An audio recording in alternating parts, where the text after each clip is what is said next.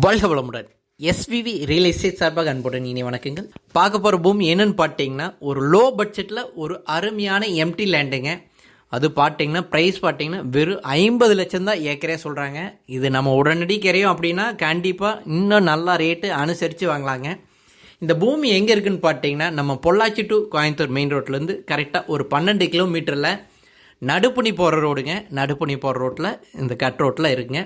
இது பார்த்தீங்கன்னா பஞ்சாயத்து மண் தடத்து மேலே இருக்குங்க. 30 அடி பஞ்சாயத்து மண் தடத்து மேலே ஒரு சைடு, இன்னொரு சைடு வந்துட்டு காட்டுக்கு போகிற மண் பாதையிலையும் இருக்குங்க. அதாவது கார்னர் பூமிங்க, கிழக்கு தெற்கு பார்த்த ஒரு கார்னர் பூமிங்க.